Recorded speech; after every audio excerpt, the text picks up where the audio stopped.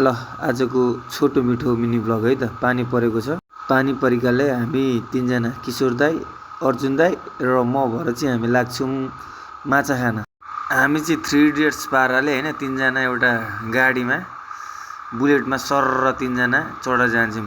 गच्छिया भन्दा भित्रको बाटो भएकाले हामीलाई ट्राफिकले समात्दैन भनेर हामी तीनजना चढेर गएको हो।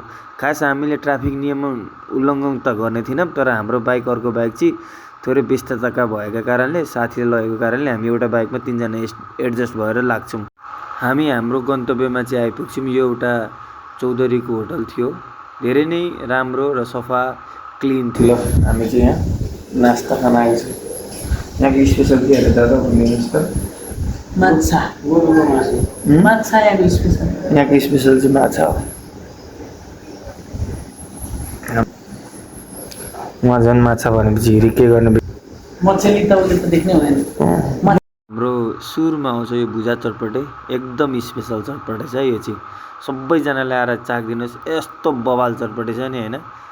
चटपटेसँग हामीले एक्सट्रिम खान्छौँ सुरुमा। त्यसपछि हामीले माछा अर्डर गरेको हुन्छौँ, एउटा ग्रेभी माछा र एउटा फ्राई माछा। त्यो वेट गरुन्जेलसम्म हामीले चटपटे खान्छौँ।